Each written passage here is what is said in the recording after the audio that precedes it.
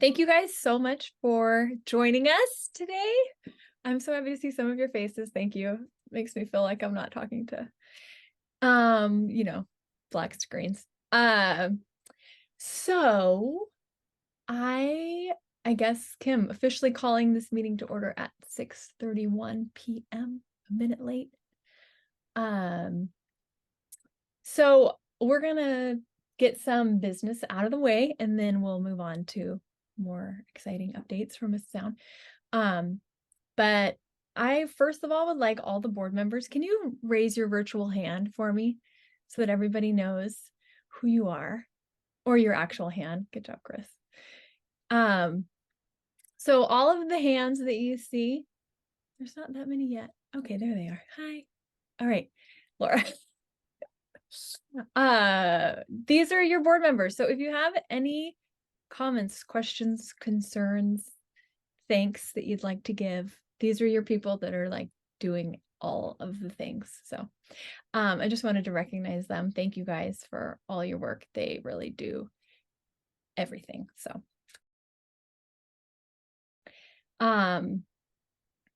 first of all, I sent out that email. I think hopefully most of you got it. I got a few that bounced back, but it had some attachments. I hope you had a second if you cared to look at the budget. And I'm going to let Chris, our treasurer, take over and give us a little update on what our financial situation is for the year.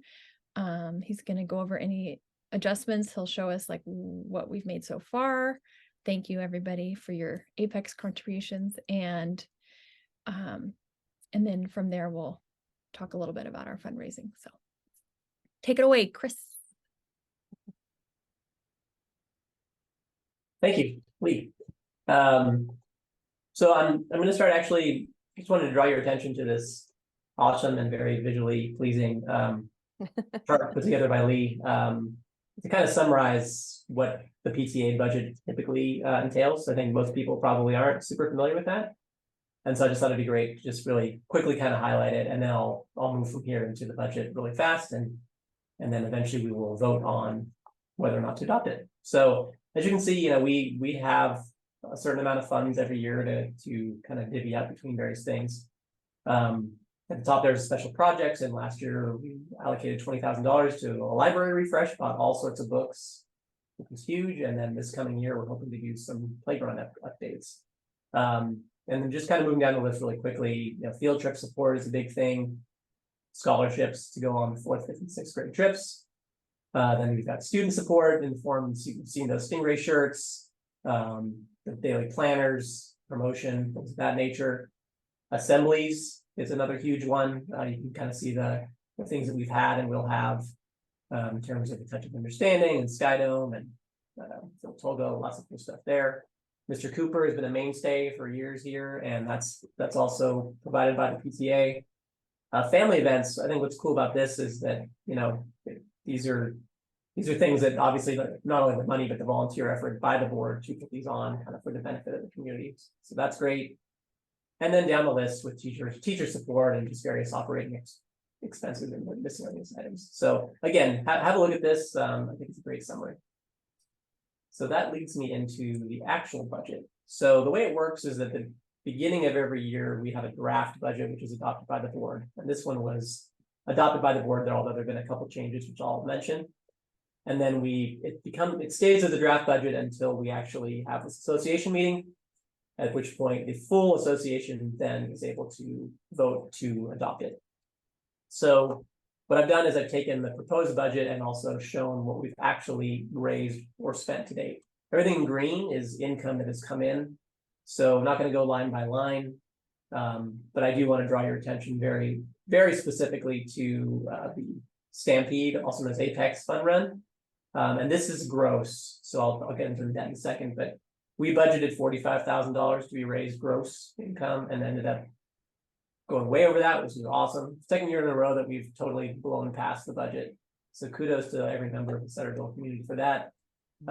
We raised $55,830, and then we subtract the part that Apex takes.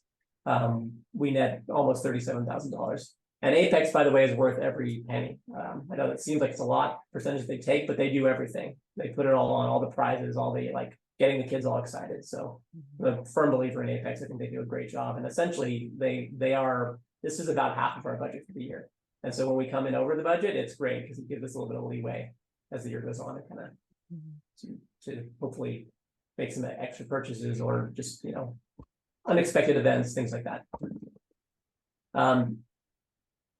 The other big fundraiser, of course, is crab feed, and that's coming up. And as you can see, there's nothing there, but you know, we hope to pull in $30,000 in income, and then subtracting the expenses, usually about $10,000 total is what we get from that. But as you can see, you know, we budgeted to bring in 86,000. We've already brought in 65. So really, we're in great shape there, which is awesome.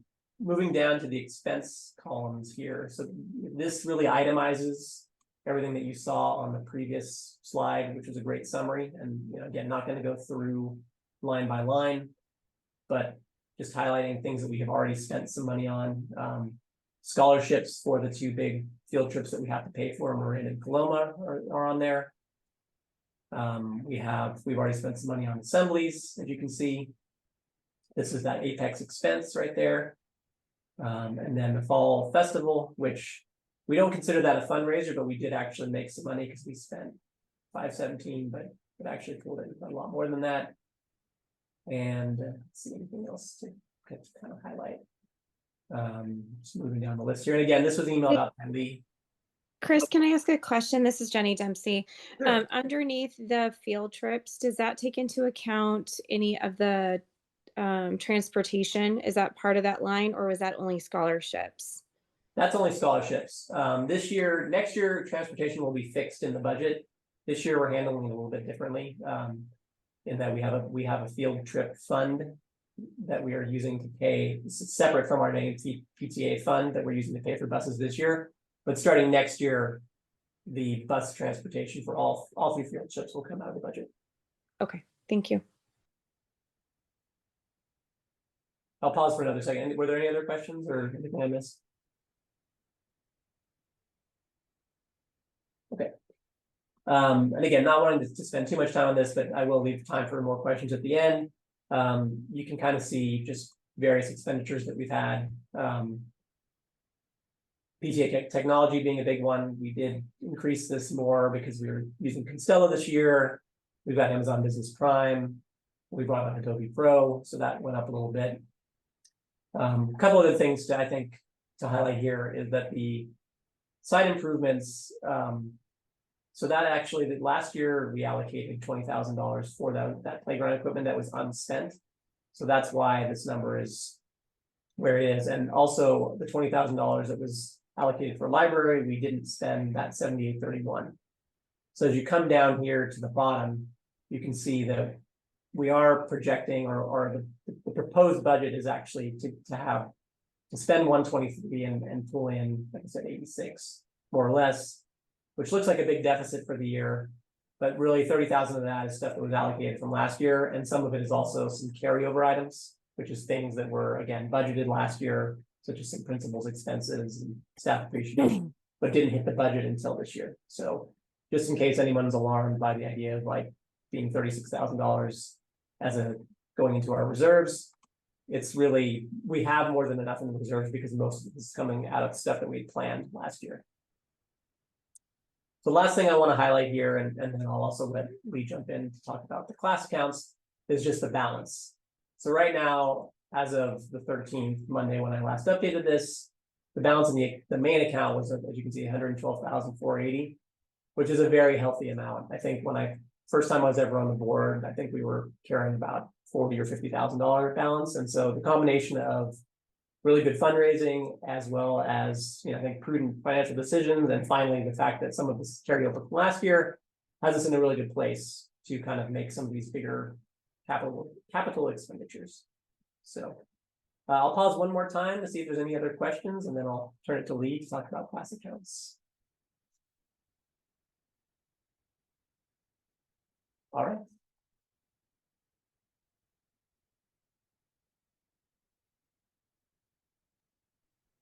Hi. Okay, I was going to maybe I'll pull up, well, I have a visual, but at this point I'm like, I can't figure out how to share. It doesn't matter. So I just wanted to give a brief explanation about our fundraising efforts, especially for the newer families that are out there. We have two main fundraisers, as Chris just mentioned, that go to benefit every single student, and they pay for the assemblies, they pay for all of the PTA things that you just saw in my rainbow colored thing. So that is the Apex Fun Run, which you guys all already participated in. Thank you so much. And the crab feed, which is coming right up. So more on the crab feed in a little bit. And then there's another set of fundraisers for each grade level. And Chris left this up here. It has the different class accounts that you can see what the balances are for each grade. And, you know, you can kind of see like, oh, these kids got hit with COVID and never started fundraising. You can see our third grade class, they were Zoom kindergartners. So anyway, we're a little all over the place. And as long as I've been at the school, it feels like every year the accounts have been kind of confusing to me and I don't really understand what they're used for. So we decided as a board this year to like kind of make some hard, fast rules about what they're used for, what they're not used for, etc. So this is all like, this year is kind of a transition year where like Chris said, like buses are coming out of a different account, the field trip fund down there. The 6th grade class, Slide Park was paid for, so they were able to use some of their grade level funds for grade level field trips, stuff like that. But going forward, starting next year, the money will be spent to offset your costs for your overnight field trips. So in 4th grade, every student has the opportunity to go one night to Coloma, and that is around $215 per student. In 5th grade, there's 2 nights away at Marin Headlands, and that's $350 per student. And in 6th grade, they go for 4 nights to Slide Park. And historically, that's been $290, but this year and last year it was paid for by the district, so we didn't have to fund that. So that's what this money is raised for, because we know that that's a lot of money and it's an unexpected expense sometimes for families coming in, especially to 5th grade when it's $350. That's your highest year. So starting next year, the PTA will cover the bus costs for all of the overnight field trips, which is thousands of dollars. I think we've decided as a board that that is a big priority for our school to give these opportunities to our students. And so anybody that can't afford it, like we will, there's scholarships in place. We will make sure that any child that wants to go can. So we pay for the buses, and then the PTA also, so historically we've been also your grade level account has gone to pay for your 6th grade graduation expenses. And sometimes the classes have a lot of leftover money, and so they have these big extravagant parties and gifts for the kids. And then other times the class didn't do as much fundraising, and so then they have like kind of a little puny thing. And so we just wanted to make it more even and equitable, I guess, across the board. So we're going to give a certain amount every year for 6th grade promotion. It's around $2,500. And then your class treasurer, your grade treasurer, you have a treasurer who's in charge of your class account. And then you have like your classroom reps, and those people kind of change each year sometimes, or they stay with you the whole time. But those people are kind of the decision makers in terms of when you guys take your discount for your field trip and all that stuff. So they'll be in contact with you when the time comes to discuss, okay, are we going to take our discount in 4th grade? We have money and it's like right now, so let's just take it now and see if we raise more funds later. Or do you want to save it all for 5th grade where it's the most expensive? That's like where your grade will be able to make some decisions on what's best for your group of people. I'm going to pause there. Does anybody have any questions about class accounts? Exciting stuff. Okay. So, oh, Amy, hi. Haley, I was just wondering for like those decisions, are they interest-bearing accounts for each class? Great question. I don't know. Chris, do they have interest? So, No. Okay, great, thanks. You're welcome. Yeah. And then, so something that's always been going on, also not new, is the scholarship fund. So please, there is a form on the PTA website where you can request a scholarship. And you can do that for not just overnight field trips, but if you can't afford to be on the school band or any of that, you can request scholarships because we want to make sure that all of our students have the same opportunities. Okay. So that is all about finances. So I think we should go ahead and do our vote. Is anybody willing to, thank you, Brian. Okay, Well, go I ahead. can move. make a motion to approve the budget. I second. Who seconded that? Jenny? Jenny Dempsey seconded in motion to take a Thank- vote on the but proposed budget. Thank you, Jenny. Okay, let's put the poll up there. Looks like we have 100% yes. So thank you, everybody, for voting. I'm going to share, I have a PTA calendar here that subject to change. Okay, there we go. So coming up on December 9th, we have our winter craft fair. So far we have 22 student vendors, which is the cutest thing ever. I know, I'm so excited. And 17 or so professional vendors or like adult vendors who actually do this for their living. So we will also have snacks and hot chocolate available to purchase. There's a free kid activity to do. And the whole event is free. So you can come in for free, look at all the crafts and all the goodies. And then if you wanted to purchase snacks or hot cocoa, you can do that. Those are going to be grade level fundraisers. So you'll be helping send some of our students on their overnight field trips. And yeah, I think that's all I have for that.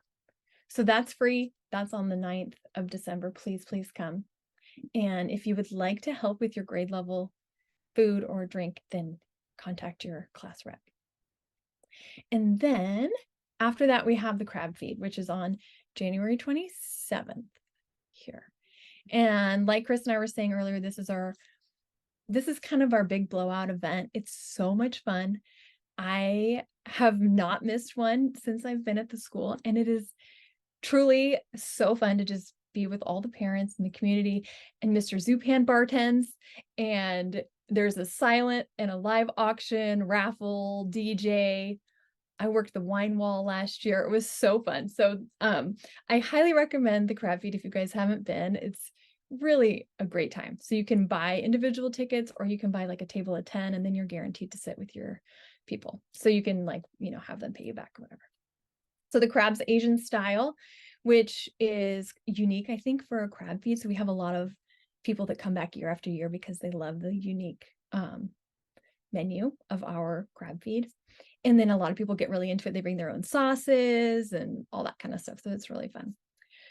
This year is a carnival theme. And Courtney told me earlier today that they're going to have some carnival style games. So that's fun with like prizes, like drink tickets would be a prize or something like that. So anyway, Courtney, if you have the link to tickets, you could put that in the chat. If you guys are interested at all, you can purchase the crab feed tickets on our Square store. And then if you want to help out, then let us know and we will find so many things for you to do to help us with that.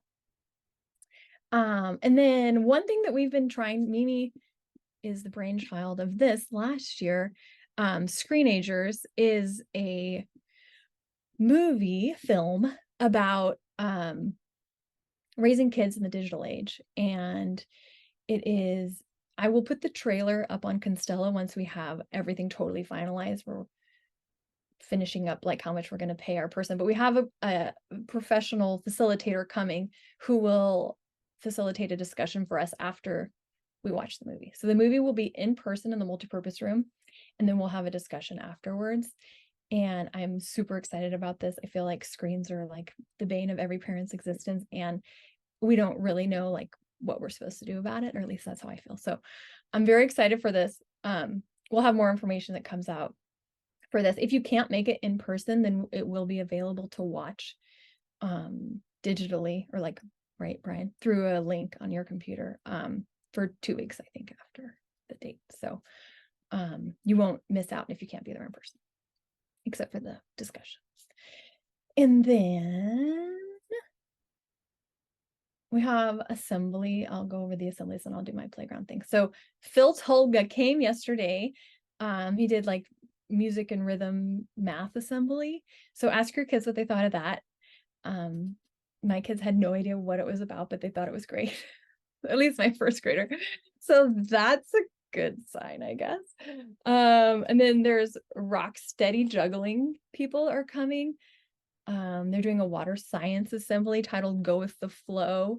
And that'll be January 30th. I need to add that to my calendar here. And then we hope to have a parent meeting, another just on Zoom. It might tie into one of like maybe our next general meeting like this, with the district online safety guy expert, to talk about cyberbullying and online safety and stuff like that. So that'll be February 22nd. I will post this later once I've updated it. It'll be February 22nd. And then puberty education for the 5th and 6th graders is going to be in January this year. So there is a parent meeting ahead of the students having their education. And that parent meeting will be on January 16th from 6 to 7:30. We will get the Zoom information out, but if you are a parent of a 5th or 6th grader, please plan to come to that meeting if you want to know what they're going to talk about. Okay, and playground updates. So we talked about how we have $20,000 set aside for playground updates. I know if any of you guys all were probably at the fall festival and saw our blacktop is basically like, there's a really great ball wall that the kids love and some basketball hoops, and then there's like this like tetherball pole wasteland. And so we're hoping to put in some little kid friendly, ADA friendly, shorter basketball hoops. They have really unique backboards where they're kind of like at an angle, or they're shaped like a hexagon or whatever, and they're called bank shot hoops. So that's the vision. I have a meeting, yay, with the facilities guy for the district after Thanksgiving, so we will have more information then. I'm really hoping that we can like do it over the summer, but I'm not sure if that's possible based on the timeline that we've seen for the fence and all that stuff. We might get pushed back, but hopefully it can be in the summer and not when the students are actually there. So somebody had asked about the blacktop getting repaved, and that was something that Mimi had talked about last year. We were hoping to do because there's so many cracks and like a pothole that somebody rolled their ankle on in the basketball court, and turns out our blacktop's in pretty good shape compared to some of the other schools. So we're on the list to get repaved, but we are a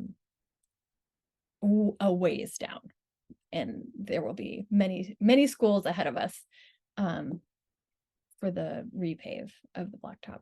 So I think when we do ours, it'll just be a section, but I don't know that. Again, I'll have more information after I talk to Chris. So if anybody is interested in helping with the playground plan or has ideas, especially cost-effective ones, please. Lee, can I ask a question? And Mimi, there is a way to do it. I used to sell shade structures that got installed at schools, and that's why I was asking if the district has to go to DSA, because that's a whole other level of fees. So I wasn't sure if that's going to trigger, and if it triggers a review. Okay, what does DSA stand for? Department of State Architects. So it's required. So as a public school, anything K through 12 and junior colleges instead of going to the city for a permit, you have to go to DSA for approvals. So I Okay. didn't know if that would trigger it. Okay. I did have a question on the potholes for facilities. If we could I might be able to get a discount on it to do like the pothole fillers that you actually just drive a vehicle over and it compacts. It's actually something the Department of Transportation uses. I used to use with a couple of my agencies to fix blacktop. So that might be an easy fix. So at least no more rolled ankles. Yeah, So they've been coming out and filling the potholes. Okay. Or the one attempting. pothole that I knew about, I saw was filled, so that's good. yeah, they come Yeah. out periodically when we beg them, please come out, it's not good. And then they come out and they fix them, and then more appear.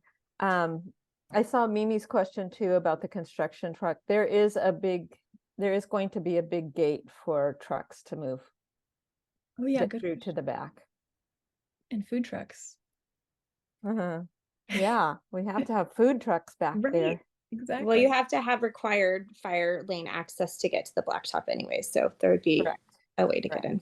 Yeah, correct. So Jenny, I think you're worried about the money, and I am too.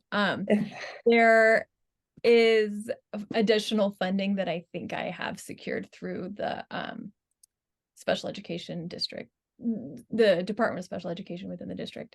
They have some one-time funding that I have requested. So I might have additional money that will help cover the stuff, because I know like 20,000 is not even going to start to cover. Oh, yeah. Yeah. Yeah, I don't know if just repaving would require going through DSA, but I don't know. It's totally out of my wheelhouse. Yeah, I used to cut and dig holes, so we had to, but You I did? wasn't sure. Okay. Yeah. Yeah. So I wasn't sure like what, but depending if we have to reinstall I know play structures do require DSA approval, like putting in a play structure. So that's why I was wondering. Sure. Yeah, I didn't know about that the basketball hoops and stuff like that, if that would trigger, because right. play structures do. So Okay. Once Jenny, upon a I'm going to time- be messaging you. separately. that's fine. Be my person for this. Thank you. Uh-huh. Sorry, what were you going to say, Miss Dawn? I think I talked over you.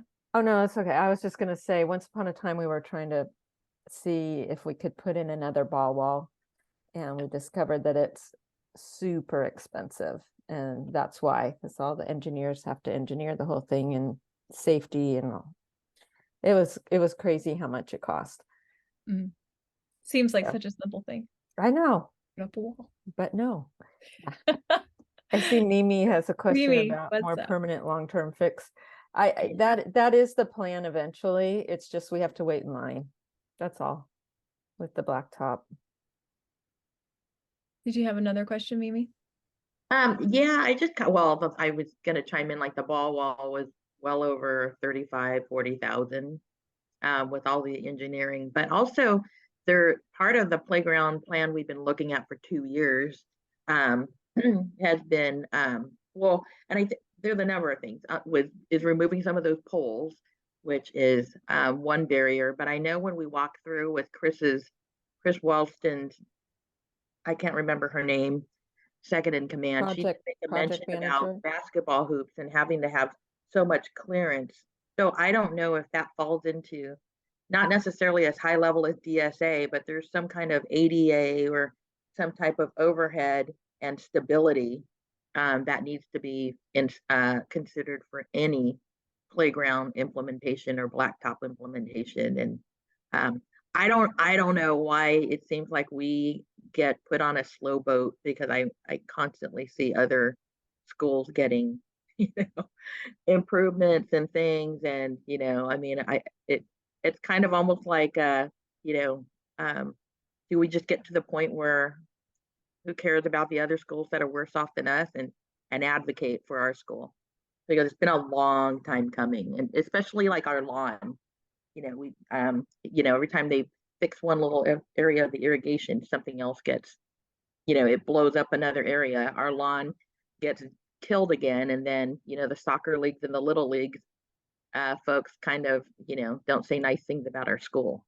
So it's kind of like a hamster wheel and everything. And I've been with this school now for 12 and a half years, and so it's hard. How long do we wait? I mean, and I I support you guys getting all of these changes. I certainly won't see it, but it would be great to know that it's going to get done. Yeah, we're just trying to push it forward. It's a slow train, but Mimi, it's your turn anyway. Do you want to tell us about the Lighthouse team? Give us a little update. They are fabulous. We started with 12 signups, and I apologized in sense where I think the signups were a little confusing because there are 2 areas that students can get involved. Again, it is an opportunity for 4th to 6th grade. So there are leaders who go on to who will sign up for to do a job on campus, whether it's lost and found, a lunchtime leader, and so forth. And then we have the student lighthouse team who are officers. They're kind of like a mini PTA, if you will. They're like leaders who work on a higher level. So we started with about 12. So it was a little confusing on who could sign up for what. Basically, kids could sign up for both if they wanted.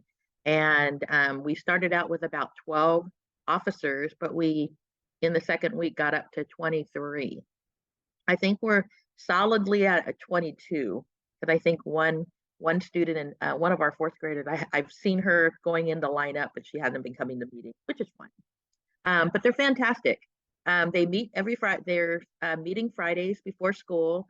We want to be mindful of not going too early, so we are challenged with not starting our meetings till 8:30 and trying to be done before the bell rings. So we have 30 minutes or less. Great group. They elected officers. So I think it was in a previous newsletter. We have a president who's 5th grader Lena Torres. Vice president is Nayeli Avalar. And they decided amongst themselves to elect a second VP in case the president or vice president is overwhelmed or there's sickness going on or they're at an overnight field trip. So Anya Stokeberg is our second VP. B. Tocolino is our sergeant at arms. Basically, she gets to keep the timer and keep us moving. And lastly, Abby McMahon is our secretary. So they, in 3 short meetings, so an hour and a half worth of meeting time, planned Ruby Bridges Walk to School Day, which commenced last Tuesday, and they did a fantastic job, all things considered. I know some things from the teachers' perspectives might have seemed a little in disarray, but Principal Aoun and Miss Avery and I are trying to do our best to really promote and empower them to have autonomy.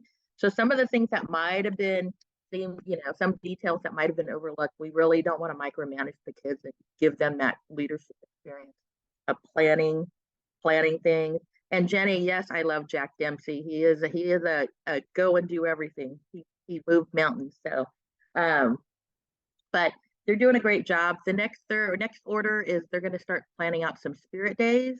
They are taking the lead on Leadership Day, which for most of these parents in the room, and I think Lori might agree with me, I don't know if most of you know what Leadership Day is, but our school is the first Leader in Me school of the district, and we, in the past or for many years, would have in the springtime, the students' Lighthouse team would lead a Leadership Day. They would invite some members from the community, our school board trustee, members from the district, leadership from other schools.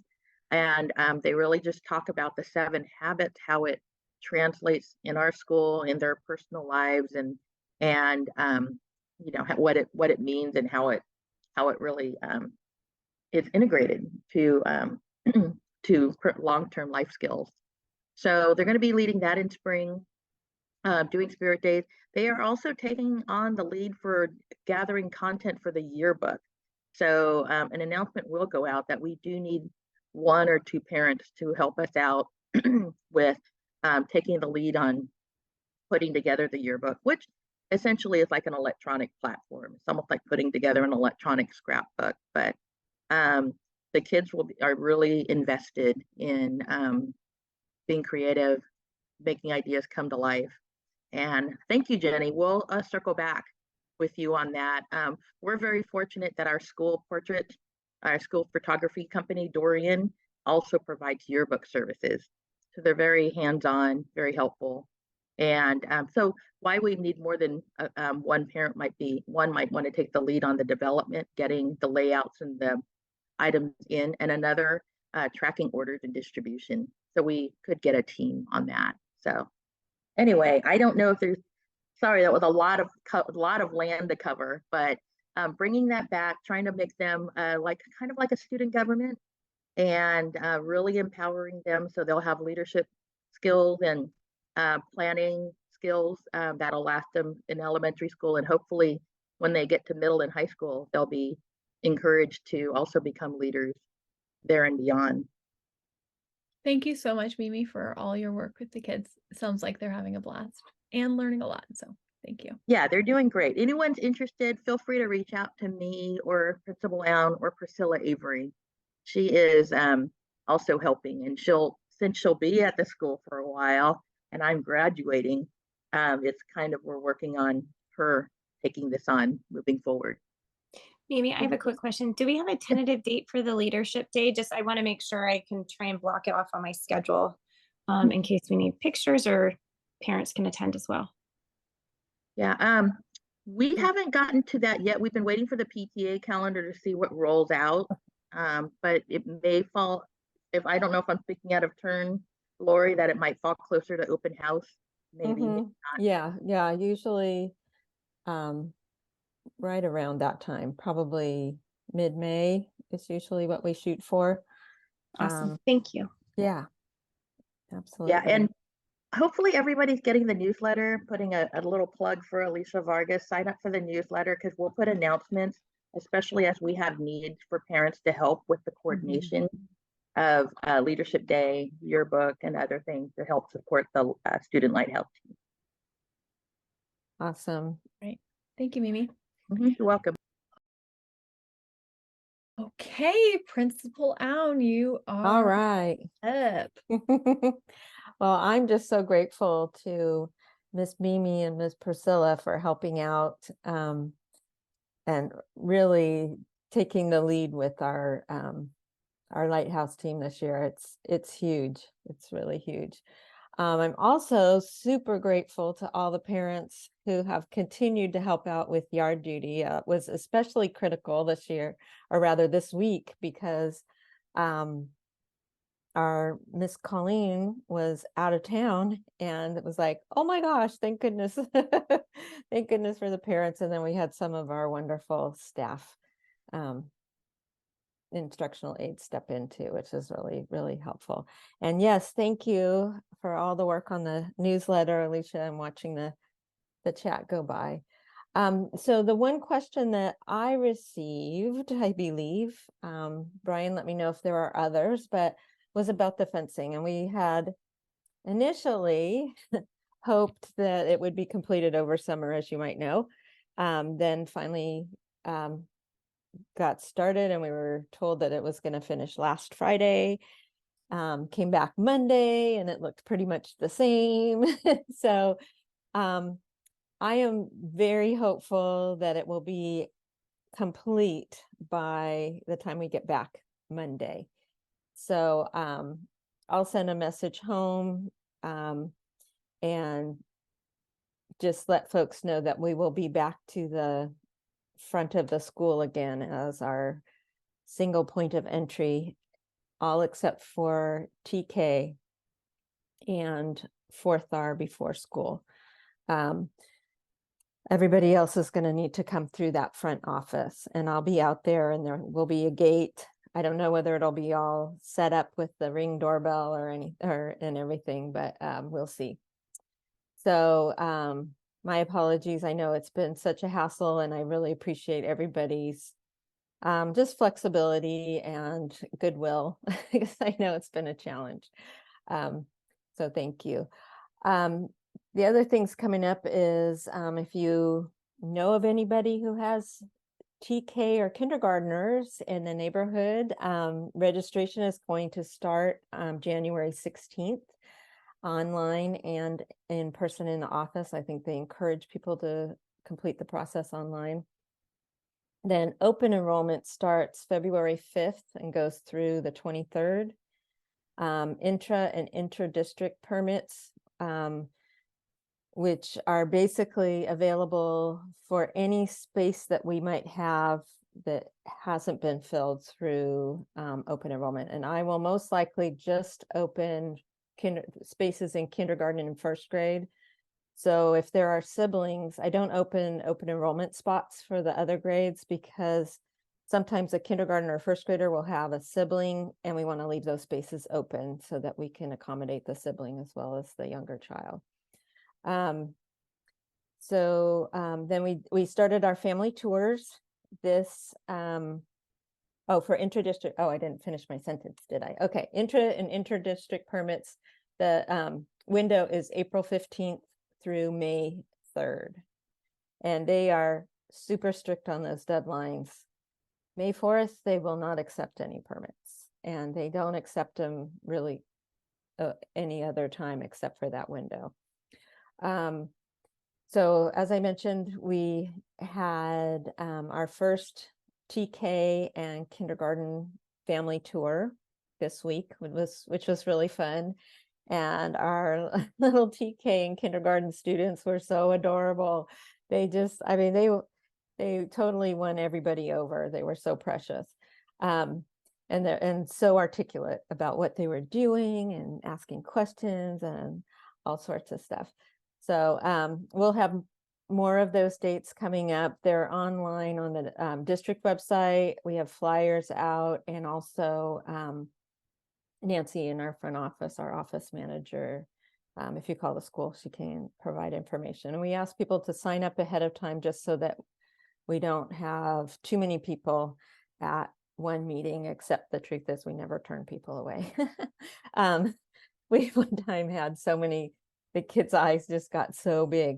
We had like 20 parents in the classroom. So then just the other thing I wanted to just mention, because it's fresh on my mind, because today was one of our training days.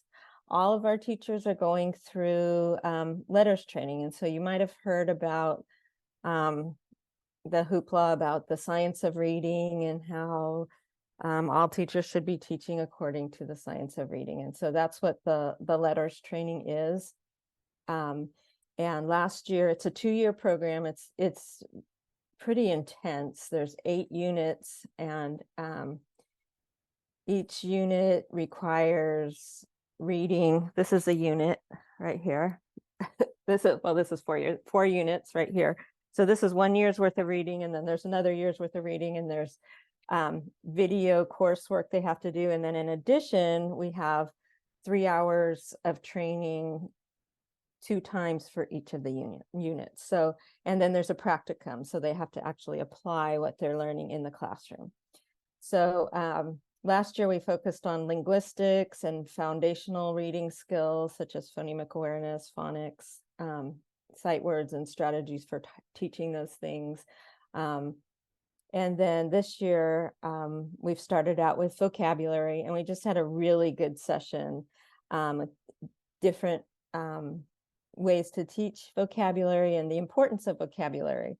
And so we learned that 50 to 60%, once you have your foundational reading skills, the additional 50 to 60% of what allows you to comprehend what you're reading is the vocabulary that you have. So teaching vocabulary is super important. And so that's why the focus on that. And then we're going to finish out the year looking at different ways to teach comprehension. So it's been quite a journey, and it's pretty exhausting for the teachers, but they are learning a lot. And when I go into classrooms, I see them applying what they're learning, and that's the important thing. So I feel really good that we have that available for our teachers. But if they look really tired tomorrow, that's why. They spend 3 hours online in it's pretty interactive, and they have to go into groups and talk and do planning and all this different stuff. So they were online till almost 6. So anyway, but it's been really positive. So I'm really excited about that. All right, that's what I have for today. Are there any other questions for me since we have people here? Anything that I can answer?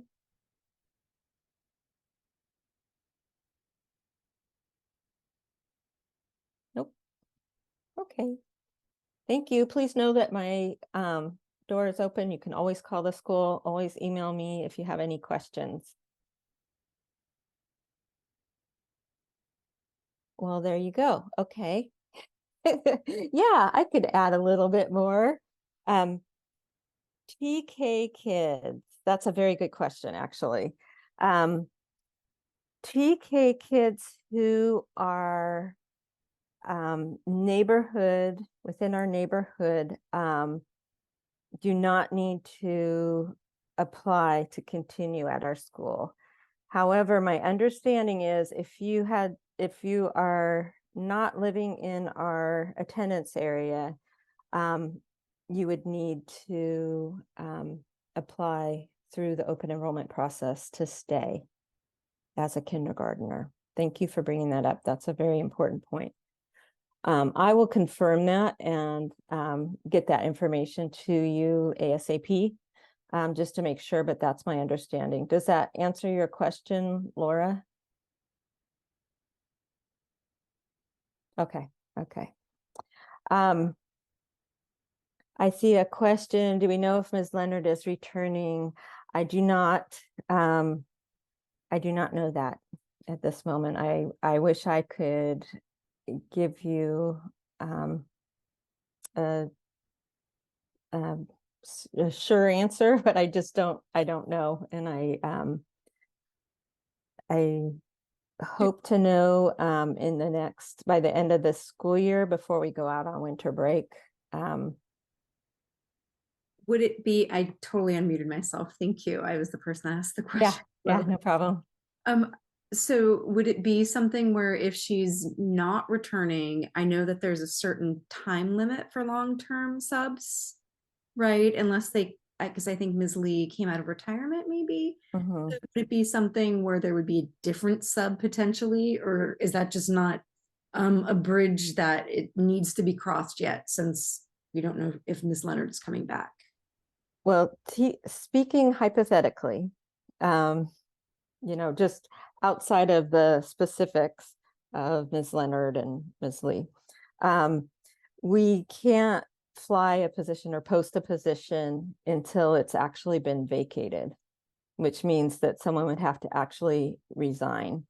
So if we don't have that yet, and we just have somebody who's on leave, the position can't be filled by a permanent person. It would be another potentially long-term sub. So it's either Ms. Leonard's back in January or there's a different long-term sub in January? Correct. Okay. Thank you. Yeah. Yeah. Unless we can plead for Ms. Lee to stay. Yeah. Because she does have her over here. fully credentialed, so she's in a different situation than most subs. Yeah. So yeah, there's a little unknown there, and there's not, as an employer, I'm sure you realize there's not a lot we can do except encourage people to let us know what's going on. And it's hard when I know from being the person on leave, it's hard because you don't always know what your schedule is going to be until you get there. So anyways, then the other thing that I see, I do want to broach the subject of next year overall as a general concept, but I want you all to know that this is very much in the development phase and not we don't have a for sure distinct plan. But we have been pondering this as a community, I think, for a number of years, that we have, and especially since our school has shrunk a little bit through the pandemic and everything, that right now we have one gifted and talented class and one general education class. And those classes stay the same all the way up the grade levels, from second to sixth. And so I've heard from quite a few parents, this school year especially, and also some last school year. And there's a sense that I actually identify to myself of just a divisiveness of our, that it's dividing our school campus in a way that doesn't really embody our inclusive school culture. So we definitely want to make sure everybody's needs are met, whether they need additional academic support or they have a different readiness level and are, need to compact lessons and accelerate. But it feels like this is the time to really look at a different way to do it than to have separate classes. Having said that, that's a big process and it's a big project, right? We also realize that there will be need for instructional exchanges for different times of the day, which our teachers are very used to doing. So I don't see any problem with that. But it does seem like at the very least, we need to have students in homeroom classes with all of their friends across the grade level. And then what the rest of the day looks like might be exchanges to meet, we call it what I need time, win time, right? So what that might look like is kids going to different classes for, say, language arts or their mathematics instruction, and then coming back together maybe for science and social studies, and then, just being a little more flexible in some ways, making sure everybody has instruction at their level that brings them up to their potential. At the same time, giving opportunities for kids to spend time and really learn that all of our kids have gifts, right? It's not like some people have gifts and some people don't. I know none of us believe that. And it feels like it's time to walk our walk because we really are an inclusive school site. And it seems like we need to be inclusive across the board.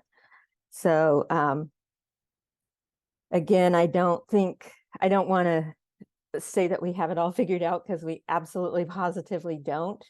It's just, it feels like it's time to just relook at it. And so if that's something that, if it's a conversation that you're interested in being a part of, I would love to hear your thoughts. And I think putting a group together, I now have a number of groups in my mind that we need to do because I also still have to follow up with the group's safety and the diversity, equity, and inclusion, which this is kind of part of in some ways.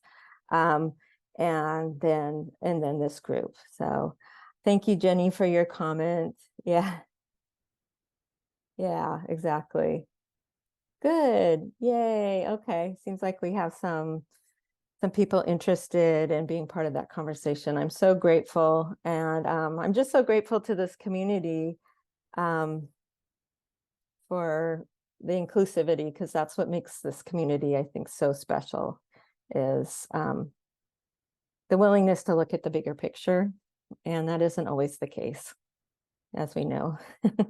So I think there's a way to do this so that everybody gets their needs met. So. Getting a couple questions okay, in the chat too. So I know you said like you're not ready to it's all still in developmental phases, but are the teachers on board? Is this something that you've already discussed with them? I've discussed with them to the same level as I've just discussed it with you. So they know, and we've talked about it over time, that especially with only 2 classes at each grade level, it just doesn't feel right to have our kids separate. And so, yes, we've talked about it. We've talked about moving forward with some enrichment ideas by the end of the school year. We've talked about possibly making more significant changes for next school year, which would be the class placements and everything. Okay, yeah, that was the other question that I had in here was, are they definitely combining students next year? That sounds like not ready to say that yet, or not ready to absolutely say it, because I do need to bring the gate office along, because this is really different, a really different model than what we have been doing. And we want to make sure that, well, number one, we want to make sure that we're doing it right, so that we really do right by our students, all of our students. And then the gate office also needs to have some buy-ins, because they're kind of administering the whole gate program. So okay. I see one more. Could PTO fund teacher PD? It sounds like teachers have a lot of PD on their plate this year, but I really love Project GLAD in terms of vocabulary acquisition and differentiating lessons. I love Project GLAD too, Caitlin. Yeah, I don't know. This year I would say that kind of slowed my roll with the whole with the changes too. Another priority is that we want to have all of our teachers, or as many as we can, GATE certified, and so that's a number of classes as well. But yeah, I love Project GLAD. I used to work with Project GLAD quite a bit when I worked in the multilingual department. So yeah, love it. Super powerful. So, all right. Any other questions for me? All right. I am going to go back up. Oh, I have a quick question. Yeah. Oh, Kim's asking, would they all need to be GATE certified? Combined classes, I guess. The GATE certification isn't an absolute must-have for a teacher to teach gifted and talented students. So, I mean, it's not going to stop us from moving forward necessarily. But I do feel like it's something that needs to be in everybody's tool bag if we're moving this way. So it's not a must-have, but it's definitely a desired certification as far as I'm concerned. So I wrote down these 3 names. Thank you. Oh, you did? Thank Katie, you. Kim, and Angela, who would like to fantastic. Okay. Group. If anybody else would like to be in the group, please. Okay, thank you, Christina. I will make sure that are you guys, if you're all on Constella, that's kind of a nice way to just do a group, or we can okay, yay. Oh, and Christina, yeah. We're gonna have, I love and this. Amy, yay. Okay. You guys are so awesome. And me too, I want to be in it. Christina has actually walked this walk, so as a teacher. So, and Alicia too. That's awesome. So Christina has a lot of experience and background. So that's a fantastic thing too. Oh, good, Tina. Thank you. Jenny, did you have a question? Oh, Jenny also is. No, I was just trying to raise my hand to add me to the list depending on what scheduling looks like. Oh, great. Okay. We're signing you up for a lot tonight, Jenny. If I can calendar it out, I'm good. I just need to know ahead of time. Oh, Stacy. We miss Stacy. It's great to have you here, Stacy. Oh, hi, Stacy. Yeah, we Oh. miss you, and we've even seen you twice. I've seen you twice this week, and this was your first week not to be at her school. So oh, you're wonderful. You're fantastic, Stacy. You'll always be part of our community. Oh, good, Melinda. Okay, Blake. So, Absolutely. maybe Mrs. Aoun, I don't know when you'd like to start our, like, actually, like, having concrete plan, and when this group should have our first meeting. Would you think maybe December, or should we try for like after break? I think we should try January, just because I need to get, there's some other people I need to talk to. I need to get people on board, our teacher leadership team and our gate office. Okay, great. Well, yeah, and if any feedback that you have about what Mrs. Aoun said, like, she's been encouraging people to email her directly, and just on both sides share your thoughts. And yeah, and even if you have, and especially if you have concerns too, it's wonderful to hear support, and it's because I feel like this is the right thing to do. But if you don't and you have strong feelings, I also would love to hear that too, because we're a community and we want to work together on this. Thank you. Thank you. All right. Well, if there's not any more questions, let me make sure I get Blythe's name down. Okay. I will. Any other new business questions about something else? Okay. I guess we get to end early tonight. Good job, everybody. Yeah. So what do I say? I close the meeting? End it? I don't know. 7:34. Oh, Hey, Lee, I have a question before you close. Okay. Is it required that we make a motion to approve dispensing the funds, or has that already been done for this year?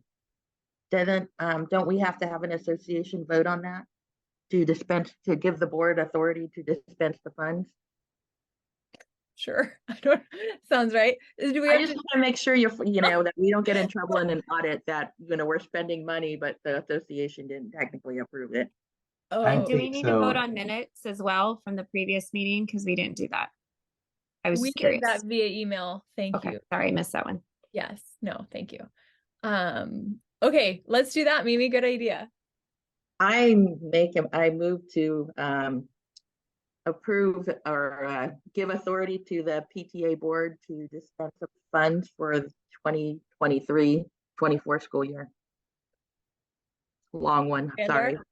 I second. Appreciate you. Okay, all in favor of allowing the PTA to dispense funds, raise your hand virtually or in real life. Or thumbs up. Yep, thank you. All opposed? Gotta wait for those hands down. I know. Give a thumbs down if you're opposed to us spending your money. All right. Motion passes. Thank you. Thank you, Mimi. Good catch. Thanks. I'm new here, as the president. You're out of trouble. All right. Okay. Anything else? Okay. Closing the meeting at 7:36 p.m. Everybody have a wonderful night. Thank you so much for being here. Really appreciate you. Thank you. Thank you all.